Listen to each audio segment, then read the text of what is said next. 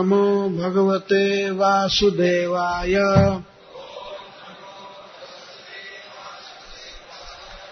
ओम नमो भगवते वासुदेवाय।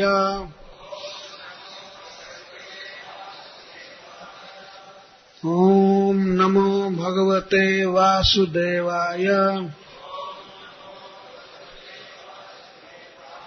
श्री शुक उवाच नन्दः पथि वचः सौरेव न मृषेति विचिन्तयन् हरिं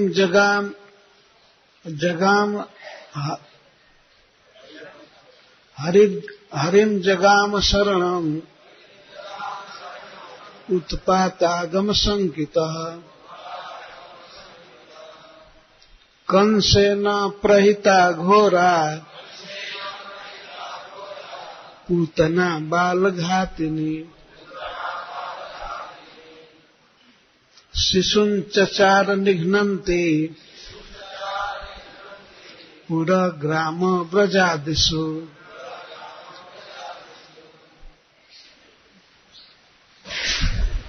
श्री शुकावाच श्री सुखदेव गोस्वामी नंद महाराज ने पति घर जाते रास्ते वचन सब सौरे वसुदेव न दिशा निरा इस प्रकार विचित्र अपने पुत्र के अशुभ के विषय में सोचकर हरि भगवान नियमता की जगाम ग्रहण शरण शब उत्पादन उपद्रवों की आशा से संकित भयभीत हुए। अनुवाद अनुवाद श्री सुखदेव गोस्वामी ने कहा, हे राजन, जब नंद महाराज घर वापस आ रहे तो उन्होंने विचार किया कि वसुदेव ने जो कुछ कहा वह झूठ या व्यर्थ नहीं हो सकता। अवश्य ही गोकुल के उत्पादों के होने का कुछ खतरा रहा होगा।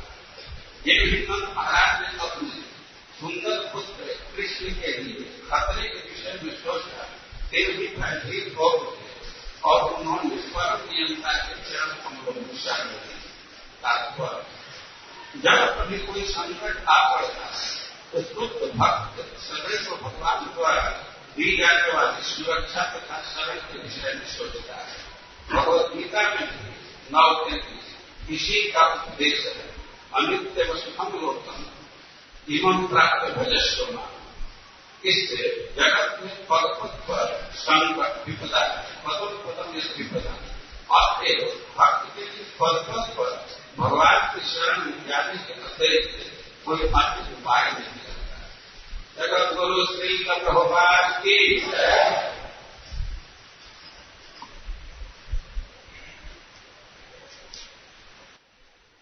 गत कथा में यह चर्चा आई थी कि भगवान के जन्मोत्सव के बाद श्री वसुदेव जी मथुरा गए कंस को वार्षिक कर देने के लिए।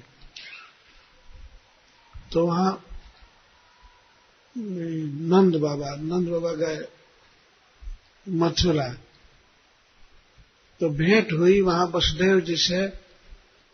वसुदेव जी ने वार्तालाप के अंत में यही कह दिया कि करो वही वार्षिको दत्त राज्ञे दृष्टा वयम चवा नेह स्थेयम बहुतिथम संति उत्पाताश्च गोकुले। आप राजा कंस को वार्षिक कर दे दिए और हमसे भेंट हो गई। अब आप जल्दी से जल्दी ब्रज में चले जाइए, यहां नहीं रुकिए, क्योंकि गोकुल में उत्पात हो रहे हैं। संति उत्पाताश्च गोकुले, गोकुले उत्पाता संति, गोकुल में बहुत उत्पात हो रहे हैं। और ने स्थेयम, बहुत था, यहां बहुत देर तक नहीं रहिए, चले जाइए। तो वसुदेव जी की बात सुनकर नंद महाराज चले रास्ते में। तो पथी वे सोच रहे थे पथ में कि सौरेर बचह न मृषेति,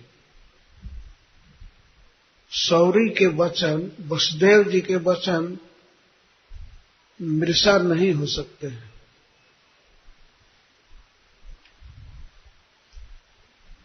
तो इस चिंता में पड़ करके कि हमारा पुत्र अभी नवजात है, नया जन्म लिया है, तो कोई संकट आएगा, इसकी संभावना करके वे पूरे रास्ते में सोचते जा रहे थे। नंदः पथि बचः सौरे न मृषेति विचिंता, चिंता में पड़ गए। इसलिए अपने पुत्र के मंगल कामना के लिए अपने आराध्य देव भगवान नारायण की शरण लिए। हरिम शरणम जगाम, जो भक्तों के सब दुख को हर लेते हैं, ऐसे प्रभु की शरण में नंद बाबा गए।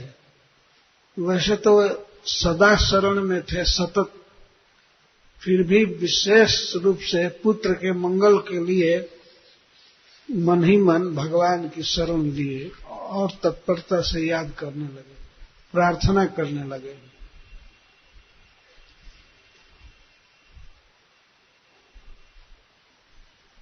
जो प्रश्न होता है कि वसुदेव जी ने नंद बाबा को इस तरह क्यों संकट में डाल दिया, विचार संकट में।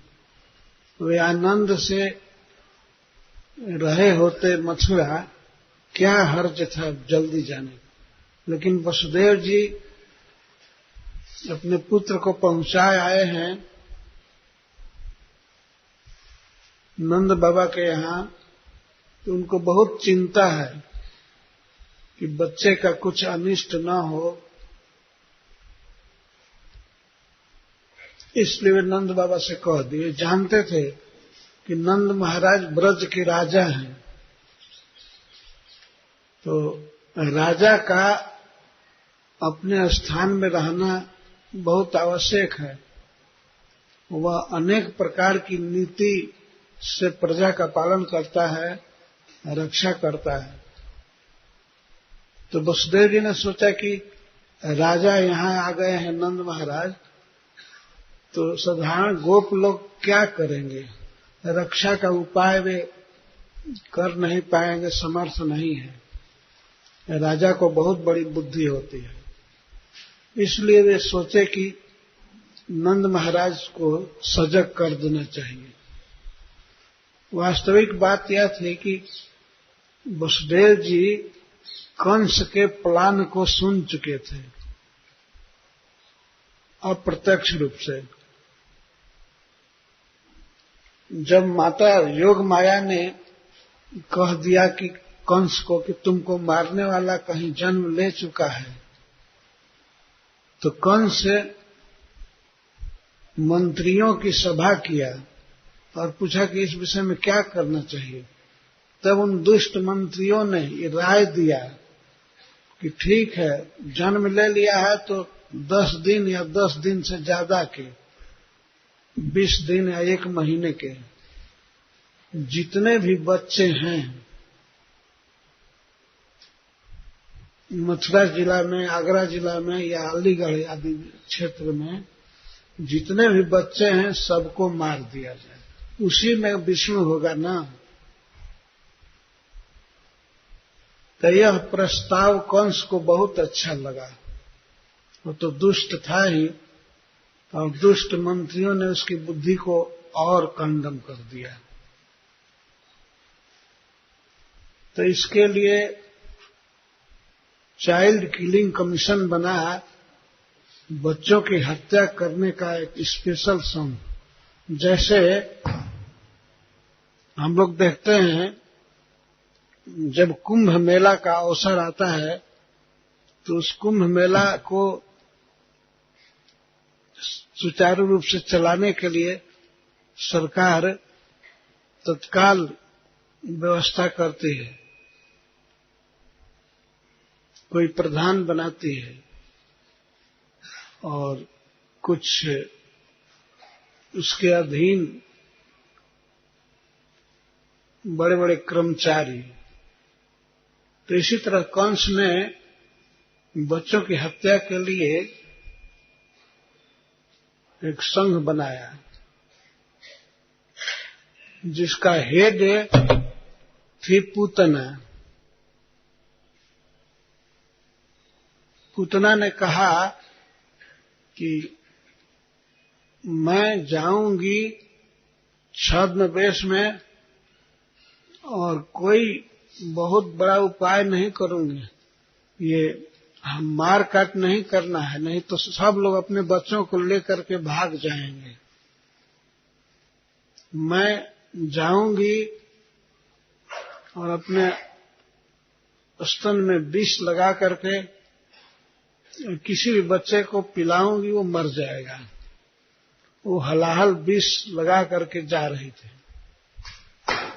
तो कई बच्चों को मारा पूतना ने।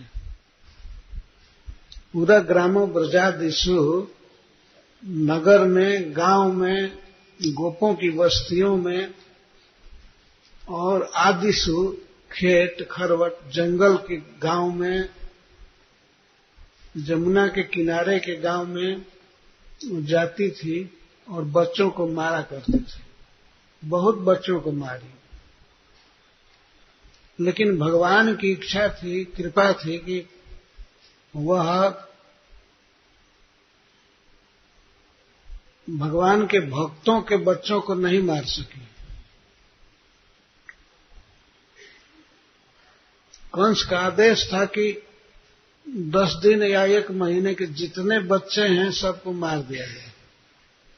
तो जाती थी घरों में, प्रायः आसुर भाव के युक्त लोग थे तो उनके यहाँ जाती थी और बड़े प्रेम से लोग उसका स्वागत करते थे, बच्चों को पिलाती थी और केवल स्तनदान से मार देती थी।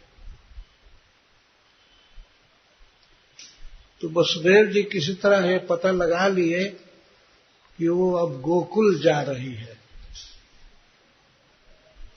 इसलिए नंद बाबा को उन्होंने कह दिया कि संति उत्पाताश्च गोकुल, गोकुल में उत्पात हो रहे हैं। वर्तमान सामीप्य वर्तमानवत, पाणिनि व्याकरण में नियम है, बताते हैं कि जब कोई घटना बहुत जल्दी होने वाली है भविष्य में तो उसको कहा जा सकता है कि हो रही है। वर्तमान सामीप्य वर्तमानवत, वर्तमान के समीप कोई घटना घटने वाली है तो उसको वर्तमान जैसा कहा जा सकता है। तो वसुदेव जी ने कह दिया कि गोकुले उत्पाता सन्ति, गोकुल में उत्पात हो रहे हैं, आप यहां मत रहिए, आप चले जाइए गोकुल। तो नंद बाबा सुशंकित हृदय से भगवान नारायण का चिंतन करते हुए चले, मन में शरण लिए। भक्तों के एकमात्र रक्षक या दुख हरने वाले भगवान हैं, इसीलिए उनको हरि कहते हैं, सब दुख हर लेते हैं।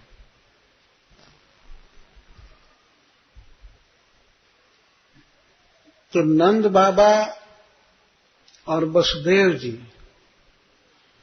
दोनों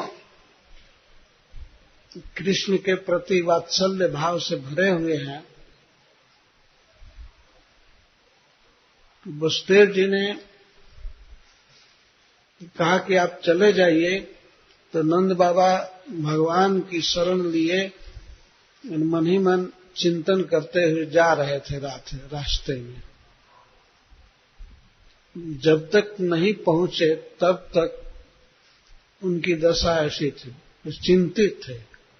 नंद महाराज क्या करते या वसुदेव जी भी क्या करते, पहुंचाए आए कृष्ण को, लेकिन कृष्ण की रक्षा कर नहीं सकते थे। नंद बाबा में भी कोई ताकत नहीं थी, लेकिन फिर भी ऐसी भावना रहती है नंद बाबा की और वसुदेव जी की कि हम रक्षक हैं, वो छोटा बच्चा है, हम रक्षा करेंगे। यही प्रेम है। भगवान की सर्वशक्तिमत्ता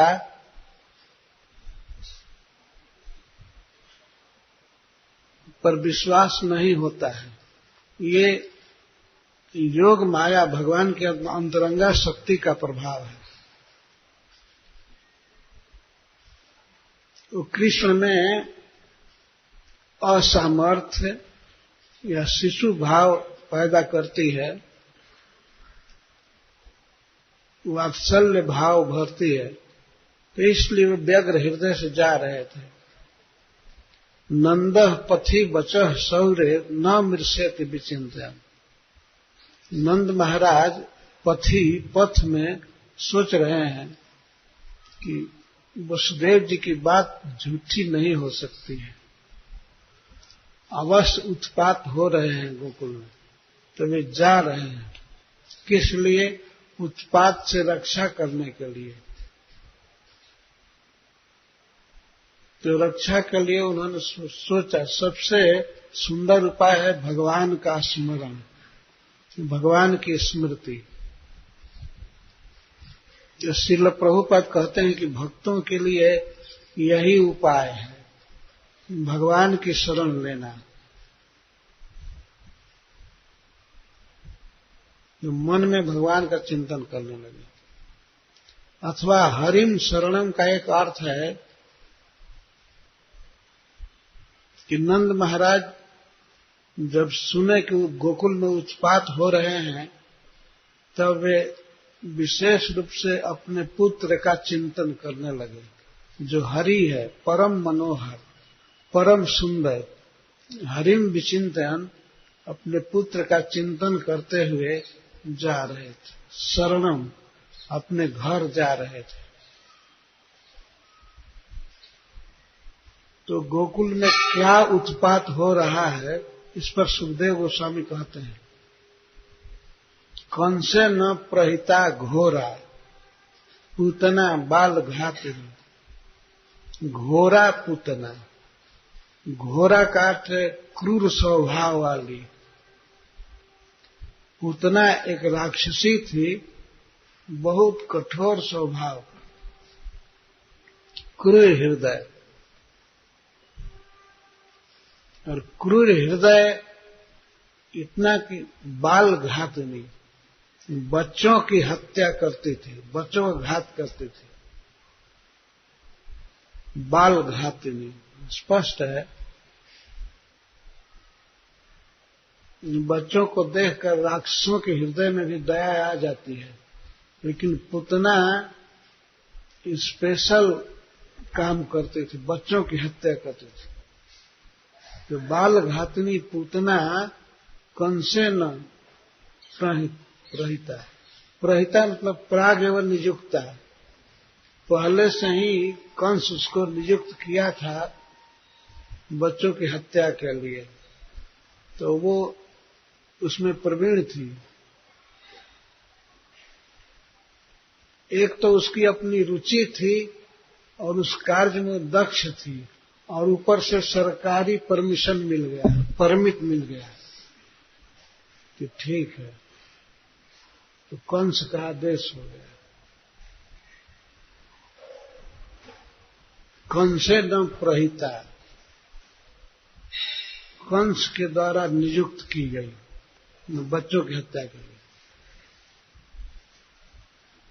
तो घूम घूम करके जहां तहां बच्चों की हत्या करती थी। शिशुन चचार निघ्नंती, शिशुन निघ्नंती बच्चों की हत्या करती हुई पूरा ग्राम ब्रज आदिशु चचार घूमते थे, पूरा ग्राम ब्रज आदि में। यह सुन करके परीक्षित महाराज डर गए, क्योंकि कृष्ण का चिंतन कर रहे थे। तो कथा सुनते समय जब पूतना के क्रूर स्वभाव की याद किए और उसके गोकुल जाने की बात सुने, तो वे बहुत डर गए, उनका चेहरा फीका पड़ गया। कथा सुनते समय तो ये तो बड़ा खतरा होगा, वो ब्रज में जाएगी। तब सांत्वना देते हुए सुखदेव गोस्वामी कहते हैं तीसरे श्लोक में, न यत्र श्रवणादीनि रक्षोघ्नानि स्वकर्मसु कुर्वन्ति सात्वतां भर्तुर्जात धान्यश्च तत्र ही। हे महाराज, आप चिंता मत कीजिए। जिस स्थान में, जिस गांव में या जिस शहर में, जिस घर में लोग भगवान का कीर्तन नहीं करते हैं, भगवान की कथा नहीं सुनते हैं, वहीं पर राक्षसियों का प्रभाव होता है। तो जिनके कथा का, नाम का इतना बड़ा प्रभाव है, तो वो भगवान साक्षात ब्रज में है, तो ये जाकर भी क्या करेगी। अविषय प्रवृत्ता सा एवं मरिष्यति इति अर्थ।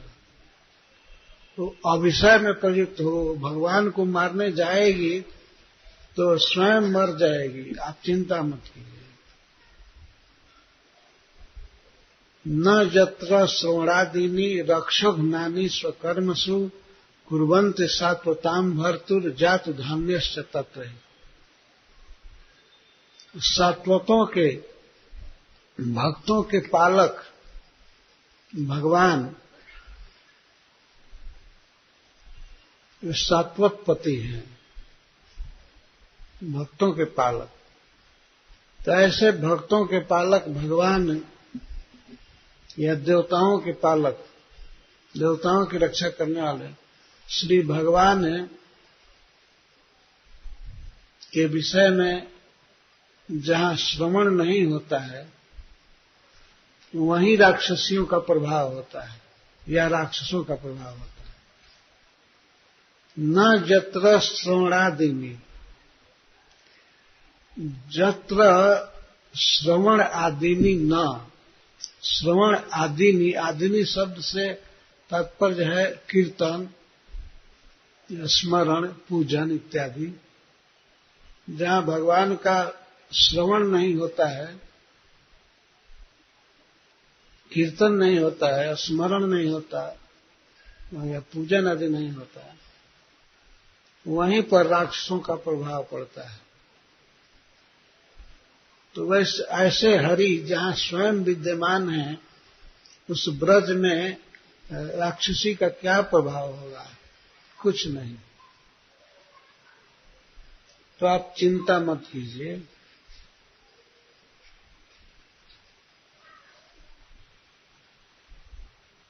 यह कहकर सुखदेव गोस्वामी महाराज परीक्षित को आश्वासन दे रहे हैं,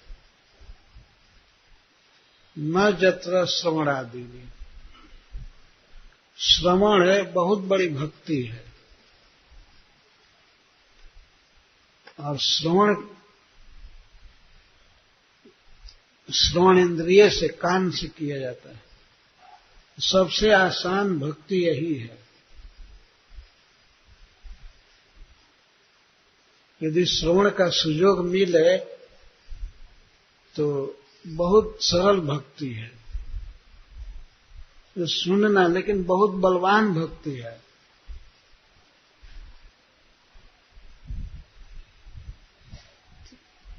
श्रवण आदिनी, श्रवण आदि, श्रवण भक्ति में प्रथम है। श्रवणम कीर्तनम विष्णु, श्री प्रहलाद महाराज भी कहते हैं ये श्रवण प्रथम भक्ति है।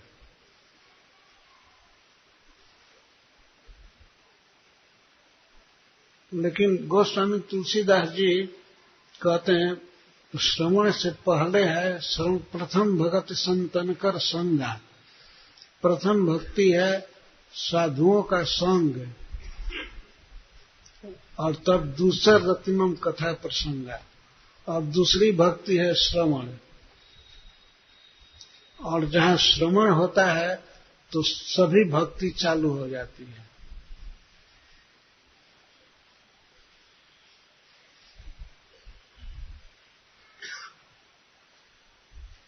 भगवान के नाम का श्रवण, गुण का श्रवण जहां होता है वहां कोई उपद्रव नहीं होता, राक्षसों का बल नहीं चलता है।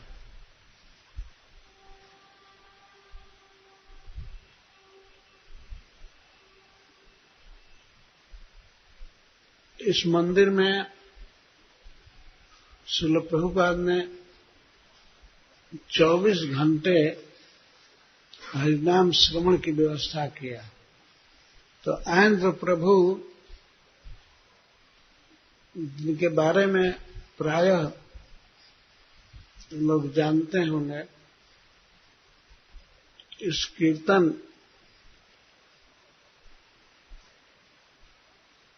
को बहुत सुचारू रूप दिए। 24 आवर संकीर्तन, यह कहा जाए तो आनंद प्रभु की जरूर याद आ जाती है।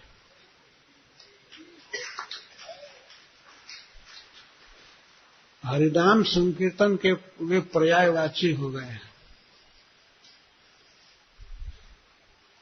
संसार में कहीं भी जहां इस्कॉन है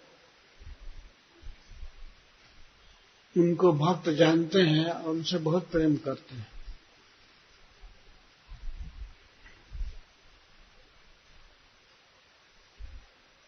मैं भी अमेरिका में जहां जहां गया वहां आंध्र प्रभु का कीर्तन होता रहता था सीडी में।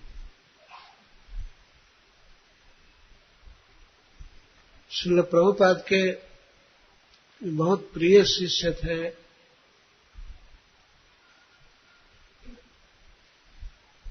और इसी वृंदावन धाम में उनकी सद्गति हुई,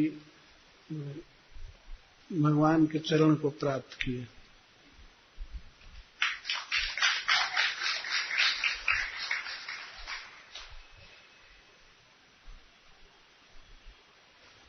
और इसके साथ भक्ति स्वरूप दामोदर गोस्वामी जो प्रभुपाद के बहुत प्रिय शिष्य हैं और जिनके साथ प्रभुपाद जी अनेक प्रसंग पर बातचीत किए,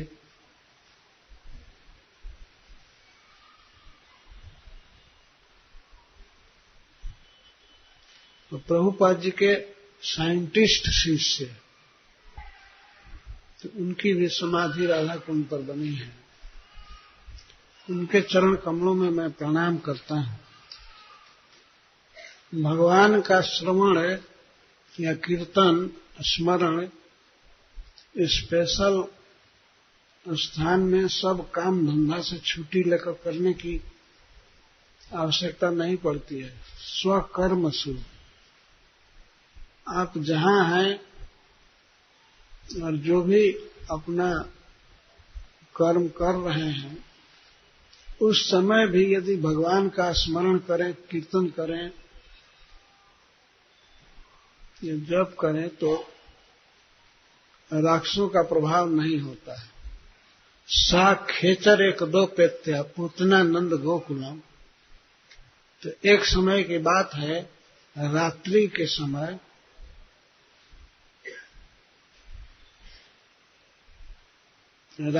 समय वो पूतना आकाश मार्ग से खेचरी, खे का अर्थ है आकाश से, आकाश में चरी चलने वाली, आकाश गामिनी पूतना जुषित्वा मायात्मानम, वो गोकुल गई। गोकुल में प्रवेश के पहले वह माया से अपने को परम सुंदरी स्त्री के रूप में सजाई। उसके पास अद्भुत शक्ति थी, परम सुंदरी स्त्री हो गई। वो वास्तव में एक उलूकी थी।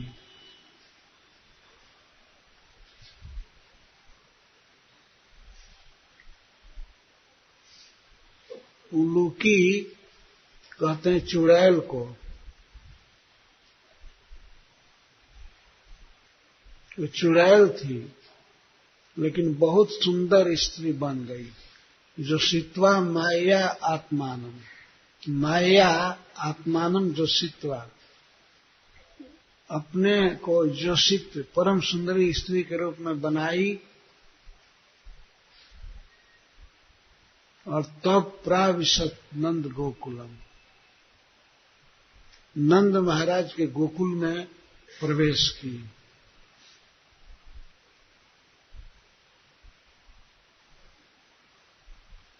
गोकुल में प्रवेश के पहले वो कहीं रुक करके एकांत में अपने को सजाई। कोई कपड़ा आभूषण आदि लेकर के नहीं, उस स्वतः अपने आप उसके पास शक्ति थी, सब चीजें उपस्थित हो गई। और जो चाहती थी कि ऐसा आभूषण मिल जाए, मिलता था। और ऐसी साड़ी, ऐसा कुंडल, ये सब हो गया। सुंदर केस। इसीलिए सुखदेव जी कहते हैं जो सित्वा माया आत्मानम प्राविशत कामचारिणी। कि मानो परीक्षित महाराज पूछते हैं कि वह दूसरे के गांव में और रात्रि के समय कैसे प्रवेश कर गई। तो कहते कामचारिणी, जो यथेच्छ चारिणी स्त्री है, जो अपने मन से घूमा करती है, उसके लिए क्या असंभव है। वैसे ही अपनी इच्छा के अनुसार जो वेश चाहती थी वैसा वेश धारण करके घूमती थी, तो प्रवेश कर गई। जो गोकुल में किसी द्वारपाल ने उनको रोका नहीं, किसी ने पूछा नहीं कि अपना आईडी दिखाओ, कहां से आई हो। रात्रि का समय था पर फिर भी किसी ने नहीं रोका। और इसीलिए उसने स्त्री का वेश बनाया था कि पुरुष तो हमको रोकेंगे नहीं, पुरुष रोकेंगे नहीं, और महिला पुलिस तो थी नहीं।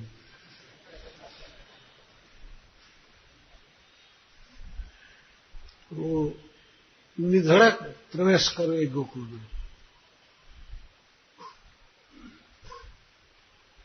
उसको क्यों नहीं रोका लोगों ने, इस पर सुखदेव जी कहते हैं ताम के संबंध वित्सक्त मल्लिकाम बृहम नितंब स्तन कृष्ण मध्यमाम सुबास समकंपित कर्ण भूषण त्रिशोलसत कुंतल मंडिताननाम बल्गु स्मितापांग विसर्ग वीक्षित मनोहरंतिम वनिताम ब्रजौकसाम।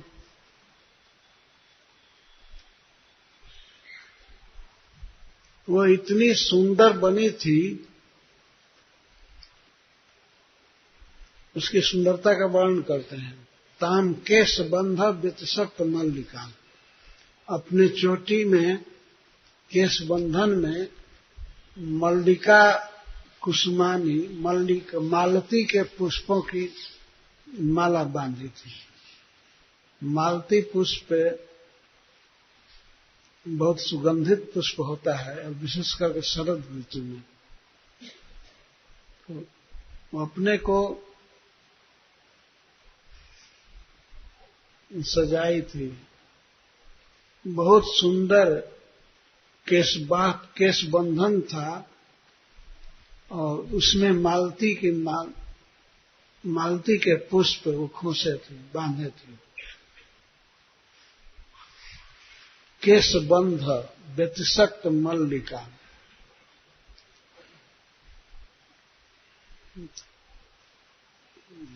केश बंधन में मालती के पुष्पों को बांधी थी।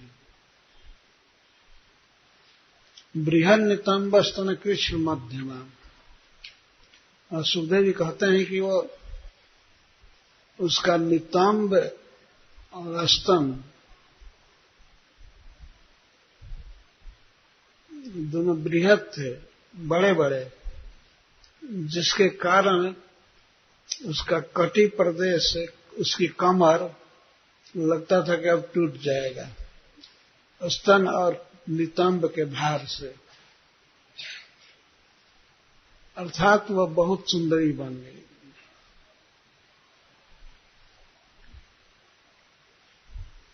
और सुबाससम, बहुत सुंदर वस्त्र पहनी थी। कंपित कर्ण भूषणा, और विचित्र गति से वो चलती थी, तो इसलिए कान के आभूषण हिलते थे। और कुंडल इतने चमकीले थे, इतनी उसमें दीप्ति थी कि त्विषा उसकी कांति से उसके बाल उल्लसद भी, केश उल्लसित हो रहे थे, चमक रहे थे। कुंडलों की आभा से उसके केश चमक रहे थे। वो सजा करके बांधी थी और केशों के कारण, कुंडल के कारण उसका मुख बहुत सुंदर लगता था। मंडितान नाम, मंडित आनन वाली थी। बल्गु स्मिता, और परम रम्य हंसी थी उसकी। उसकी मुस्कान बल्गु थी। बल्गु का अर्थ है रम्य, सुंदर। तो मुस्कुरा रही थी बहुत अच्छे तरह से। तो किसी ब्रजवासी पर वो देखती थी गोकुल में, तो मुस्कुरा करके देखती थी, तो कोई कुछ कह ही नहीं सकता था। उसको रोकने का तो प्रश्न ही नहीं हुआ। तो कोई रोका नहीं। वो मुस्कुरा करके देखती थी, दृष्टिपात करती थी सब पर। रात्रि के समय पूतना इस तरह जा रही है गोकुल में और प्रवेश कर गई, किसी ने रोका नहीं। बल्गु स्मित पांग विसर्ग वीक्षित मनोहरंतिम वनिताम ब्रजोत्सा। तो ब्रजवासियों के मन को हर रही थी। और वनिता, वनिता का अर्थ है जनितानुरागा। बहुत सुंदर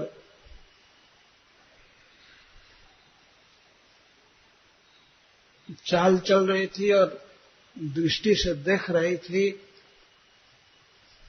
इससे किसी को शंका नहीं हुई। और इसीलिए मुस्कुरा करके देख रही थी कि कोई शंका न करे कि कहाँ की औरत है और किस लिए जा रही है। जिस गली में या जिस घर के पास जाती थी तो लोग अहोभाग समझते थे कि ये कोई देवी आई है, गोकुल को धन्य करेगी।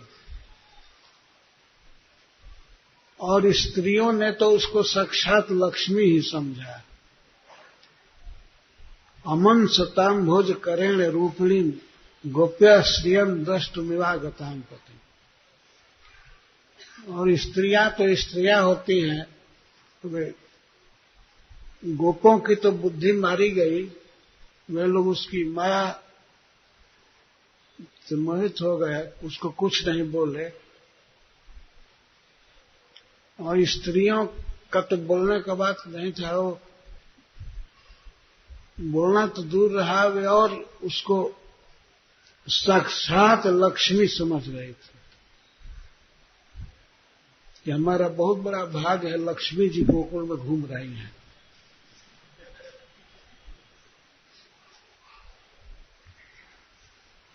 और परस्पर वे लोग बातें करती हैं, भगवान के धाम में हैं गोपियां, जसोदा के सखियां या कोई भी गोपी, तो मानते देखो देखो साक्षात लक्ष्मी जी जा रही हैं। बल्कि उनको प्रणाम, पूतना को प्रणाम भी करती होंगे वो लोग। श्री जी घूम रही हैं, कृपा कटाक्ष करेंगी, और कुछ ही देर में श्री जी का क्या उत्पात होगा ये तो पता चल जाएगा। इस अवसर पर हमें एक घटना याद आती है। रामनवमी का दिन था, हमारे गांव में माता काली की पूजा होती है, तो रामनवमी को भोग बनता है, पुआ पूड़ी बनता है सब, और माता जी को भोग लगाया जाता है। तो जिस घर में पूजा होती है उस घर को खूब अच्छा से लीपा पोता जाता है, आंगन को भी सबको साफ किया जाता है और भोग लगता है। हमारे गांव में एक घर की एक घटना है, भोग लगाया गया काली जी को, पुआ बना था, पूड़ी बने थे, कई तरह के भोग बने थे, और देवी जी को अर्पित किया गया। तो नियम है कि जब तक भोग अर्पित रहेगा तब तक किवाड़ खुला रहेगा, जिससे दुर्गा जी को आने में कोई कष्ट न हो, तो आएगी खोल करके खाने लगेगी। और स्त्रियां बाहर प्रतीक्षा करती हैं, वो रात भर जगी रहती हैं, तो इसलिए वो सोती हैं आंगन में, चाहे कहीं घर में प्रवेश नहीं करती है। ऐसे ही भोग लगाया गया था, तब तक एक गांव की प्रसिद्ध कुतिया वो घर में घुस गई, गंध से जैसे तैसे छूट गई। किसी ने प्रतिकार नहीं किया, रोका नहीं, तो ढुक गई, प्रवेश कर गई घर में। तो चातुर चातुर खाने लगी, तो अब जो भी पुआ मिला जो खाने लगी, तब तक नींद टूटी कुछ स्त्रियों की। तो वो कहते वो देवी आ गई है, और किवाड़ खोल नहीं रही थी, और आवाज सुन करके देखो माता जी आ गई और खा रही है, गीत गाने लगी, भले आइलू ये मैया भले आइलू, खूब गीत गा रही थी, प्रसन्न थी। तब तक कुछ देरी के बाद वो माता जी निकली तो अरे भाई पिलिया ही जाओ, भोजपुरी भाषा में बोलते ये पिल्ली है, पिल्ली मतलब कुत्ती है। तो इस तरह से पुतना पर कमेंट हो रहा था गोपियों का, ये लक्ष्मी है, और वो किस कारण से हम भोज करेंगे, उसकी सुंदरता और तेज से प्रभावित होती गोपियां, और हाथों में कमल ली थी, कमल लेकर के घुमाती जाते थे। तो लक्ष्मी जी हाथ में कमल रखती हैं, लक्ष्मी जी के पति भी हाथ में कमल रखते हैं, तो वे भी रखती हैं कमल। तो कमल कोई हाथ में लेकर के चल रहा है तो इसी लक्ष्मी हो गया। अमन सताम्भोज करेण रूपिणी, इन्हें साक्षात लक्ष्मी मानते थे। और आपस में बात करती हैं कि क्यों आई हैं, क्यों आई हैं। तो नंद महाराज के पास जो भगवान नारायण हैं, ड्यूटी है विष्णु भगवान की, तो वे अपने पति को देखने आई हैं, ऐसा मान रही है कि अपने पति को देखने लक्ष्मी जी आई है। ये पति को क्या करेगी वो तो पता चलेगा, लेकिन वो लोग अपना अपना विचार होता है, कमेंट है। पति को देखने आई हैं, साक्षात लक्ष्मी जी हैं।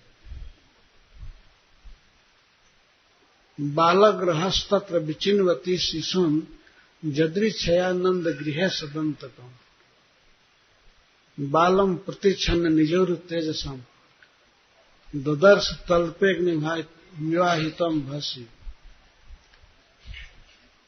तो गोकुल में किसी ने नहीं रोका, किसी भी गली में, बल्कि सब जगह प्रणाम मिल रहा था, सद्भावना बढ़ रही थी।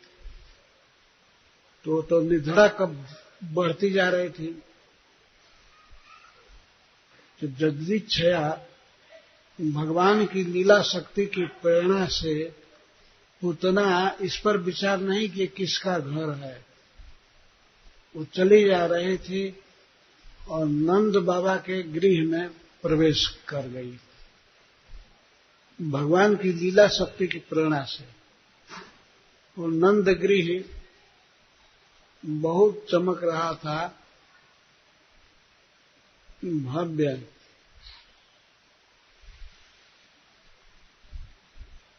और जो देखते हैं 84 खंभा इस समय मंदिर, वह अपने ओरिजिनल स्वरूप में था और मणियों का बना हुआ दिव्य चमक रहा था। तो सजाया गया था जन्मोत्सव पर, तो उसमें और सुंदरता आ गई थी। तो वैसे घर में पूतना ने प्रवेश किया। जदृच्छया, जदृच्छा का अर्थ है अकस्मात। कोई विचार नहीं किया कि कहाँ जा रही हूं। घर को देखा, खूब अच्छा सजाया हुआ, उसी में प्रवेश कर गई। तो कोई नहीं बोला। क्या कर रही थी? शिशुन विचिन्वती, उस शिशुओं को खोजती थी कि बच्चे कहाँ हैं। देखती थी बहुत गहराई से।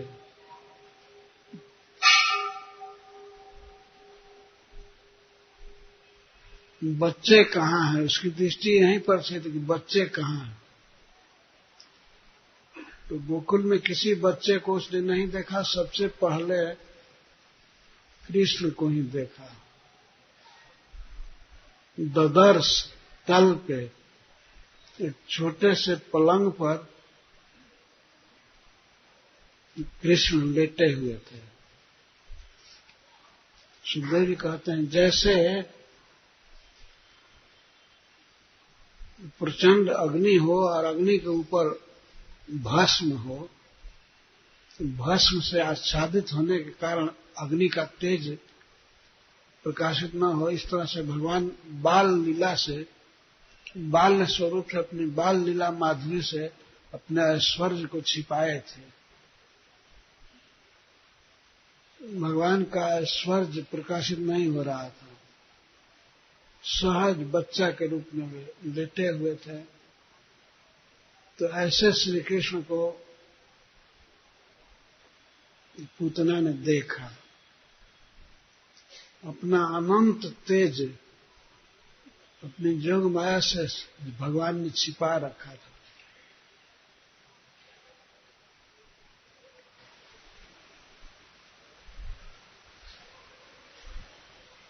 तो पूतना को घर में आते हुए देखकर नहीं, जानकर भगवान ने क्या किया? विबुध्यताम बालक मारिकाग्रहम चराचरात्मा से निमीलित। श्री कृष्ण चरचरात्मा है, चर और अचर, जंगम और स्थावर सभी प्राणियों के हृदय में परमात्मा रूप से है, अंतर्यामी, सर्वज्ञ, सब जानते हैं। तो श्री भगवान अपनी सर्वज्ञता शक्ति से जान गए कि यह राक्षसी है, ये बच्चों की हत्या करने वाली है। इसलिए वे आंख बंद कर लिए। छोटा बच्चा से बेड पर लेटा हुआ और आंख बंद कर। जब तक पूतना रही घर में, जब तक वो मर नहीं गई, भगवान आंख नहीं खोले। एक अद्भुत लीला है। तो कृष्ण आंख क्यों बंद कर लिए, इस पर भक्त लोग टीका करते हैं। श्रील सनातन गोस्वामी कहते हैं कि भगवान पूतना को मातृ गति देने वाले हैं। तो वो मरेगी, छटपटाएगी, इसको परम करुण भगवान अपने आंख से देखना नहीं चाहते, सुनना नहीं चाहते। वो छटपटाएगी, उसका कल्याण होगा, लेकिन छटपटाएगी तो वो देखा नहीं जाएगा। इसलिए भगवान ने आंखें बंद कर ली।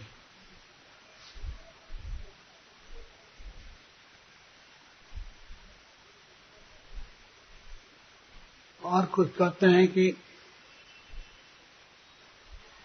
माता का वेश बना करके आई है, लेकिन उसका हृदय बहुत क्रूर है, ऐसी पापनी का चेहरा नहीं देखना चाहिए, यह सोचकर भगवान आंखें बंद कर लिए।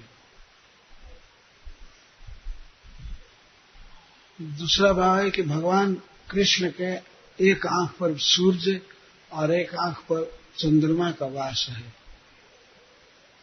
तो दो ही गति है उच्च लोकों में जाने की, दो रास्ते हैं, चंद्र मार्ग और सूर्य मार्ग। तो चंद्रमा और सूर्य ने सोचा कि भगवान तो सर्वतंत्र स्वतंत्र हैं, इनकी जो इच्छा होगी, जो गति देना चाहें देंगे पुतना को, लेकिन हम अपने मार्ग से इसको जाने नहीं देंगे वैकुंठ। तो वो सूर्य और चंद्रमा ये दोनों मार्ग को बंद कर लिए। ये भी हरीश्वरी जी का भाव है।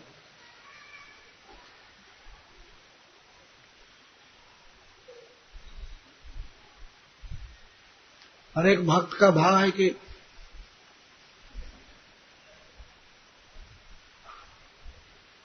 निमि महाराज जो सबके आंखों पर रहते हैं, तो वे कृष्ण के आंखों को बंद कर दिए, पलक लग गई, ये नहीं देखने दिए।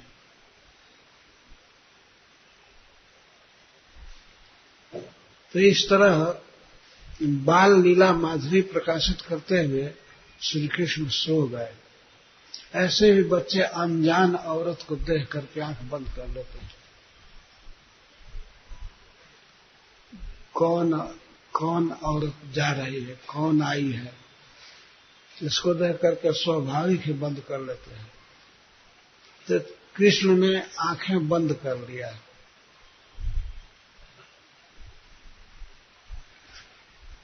और यह इतनी कपट से गई, तो उसको देखकर जसोदा जी और माता रोहिणी भी कुछ नहीं बोली।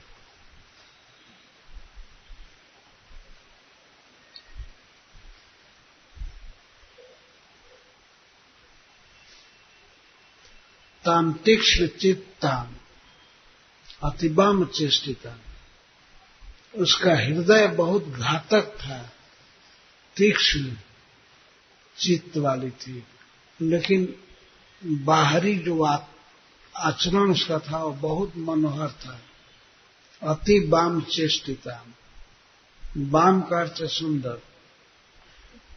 वैसे बोल रही थी, लगता था कि कितनी वात्सल्यमयी है।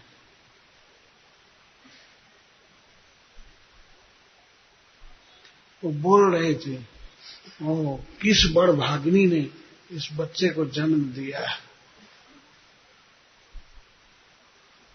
और रोहिणी और जसोदा जी वहीं पर थी, और कहते कहते वो गई, और मेरा लाला भूखा है, सोया है। और लगता था कि उसके स्तन से अब दूध चू जाएगा, ऐसे वात्सल्य से गई और कृष्ण को अपनी गोद में उठा ली। बाएं हाथ में कृष्ण को ले ली, अपना बायां स्तन पिलाने लगी। मां जसोदा देख रही थी, वो तो चकित थी उसके तेज और सौंदर्य से और उसके वात्सल्य भाव से। तो मां जसोदा ये सोचने लगी कि इतनी वात्सल्यमयी देवी आई है, और ऐसे भाव व्यक्त करे थे कि केवल जन्म देने के लिए दे दिया, इसकी देखरेख नहीं करती हो तुम लोग, तो बेचारा बच्चा भूखा है। यह कह करके जा करके बेड से उठा लिया।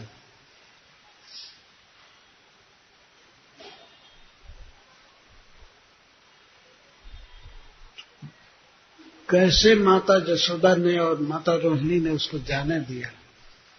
तो कहते हैं, निरीक्षमाणे जन्मी यतिष्ठता, वो केवल देख रही थी, हक्का बक्का थी। उनको ऐसा भाव हो रहा था कि ये इंद्र भगवान की पत्नी है क्या।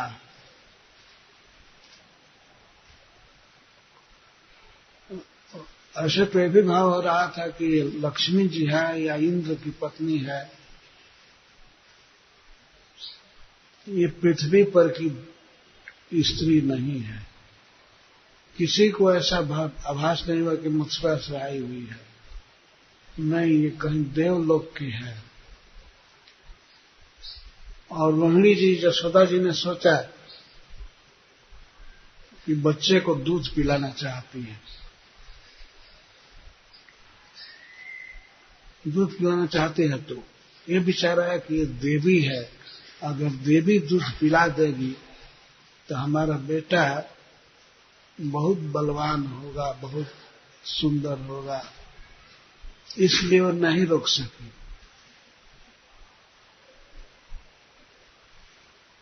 और बोल रहे थे, लाला भूखा है, बहुत भूख लगी है उसको।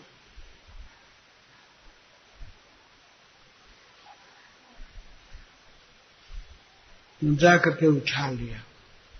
वो केवल देखती रह गई, खड़ी की खड़ी, कुछ बोली नहीं।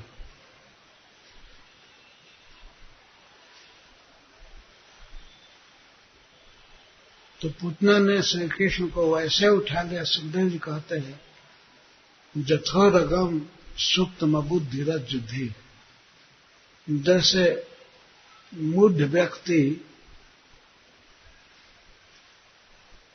कोई सोए हुए सर्प को उठा ले रस्सी समझ करके, रज्जुधि, ये रज्जु है, रस्सी है, यह मान करके किसी भयंकर नाग को उठा ले, ऐसे पुतना ने श्री कृष्ण को उठा लिया।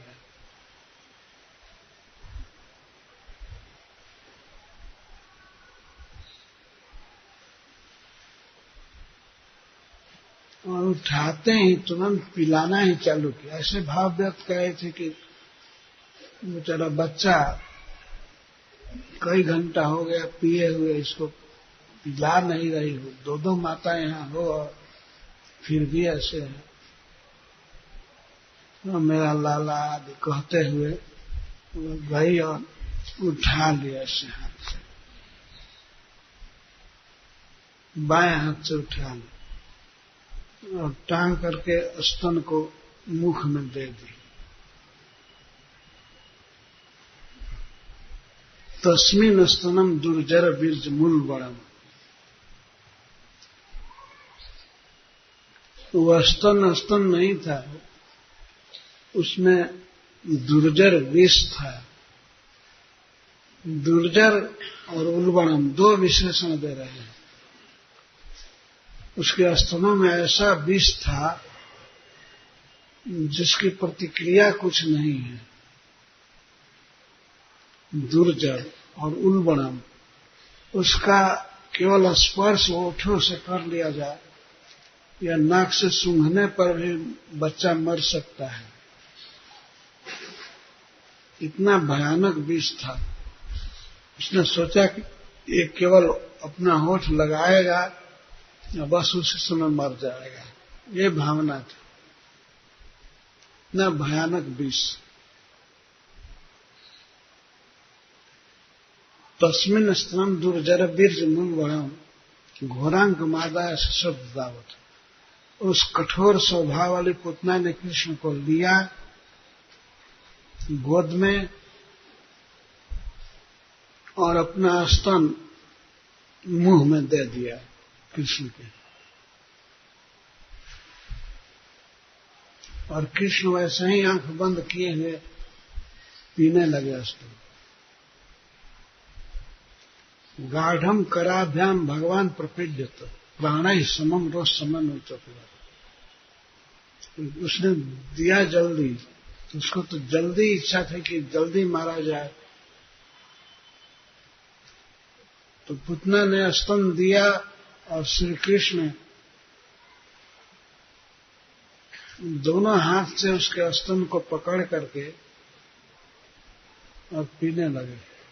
भगवान ने सोचा कि कहीं थोड़ा पकड़ने पर छुड़ा करके भाग न जाए, इसलिए दोनों हाथ से पकड़े थे। गाढ़म कराभ्याम, गाढ़म मतलब दृढ़ है, दृढ़ रूप से पकड़ लिया।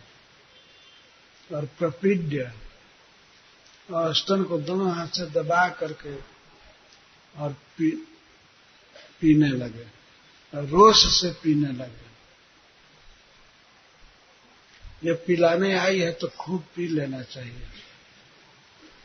रोष समन्वित तो पीला, प्राण ही समान। और दूध तो पीने ही लगे, उसका प्राण भी पीने लगे। दूध तो था ही नहीं, वहां दूध नहीं था स्तन में, वो तो अजात अपत्या थी, उसको कोई बच्चा संतान नहीं हुआ था, तो ऐसे ही नकल कर रही थी माता का। तो भगवान उसके स्तन को दबाने लगे, तो उसमें दूध निकल नहीं रहा था, इसीलिए बहुत दबा रहे थे।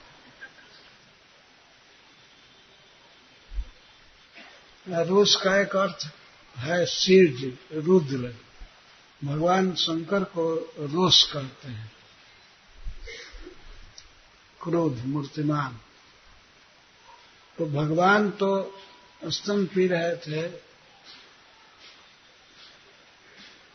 नहीं, तो विष जो लगा था वो विष युक्त स्तन को शंकर जी पीने लगे और भगवान प्राण पीने लगे।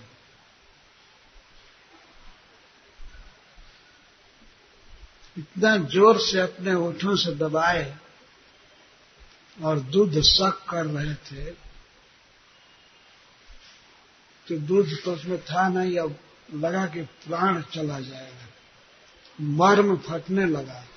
मर्म मतलब हृदय, बाएं भाग में हृदय भी रहता है, कलेजा, तो उसका कलेजा फटने लगा। और कृष्ण छोड़ नहीं रहे थे, पी रहे थे। तो कह रही थी, सा मुंच मुंचालमिति प्रभाषणी, वो बोल रहे थे, अरे छोड़ रे, छोड़ रे, अरे बहुत पी लिया, बहुत पी लिया। अलम पानी ना, बहुत पी लिया बेटा, छोड़ो छोड़ो छोड़ो छोड़ो, ऐसे चिल्लाने लगे। सामुंच मुंचालमिति प्रभाषिणी, इस तरह से बोल रहे थे, अरे छोड़ रे छोड़, और अपने हाथों से छुड़ाना चाहती थी, मार भी रही थी कृष्ण को, लेकिन अब शक्ति नहीं थी।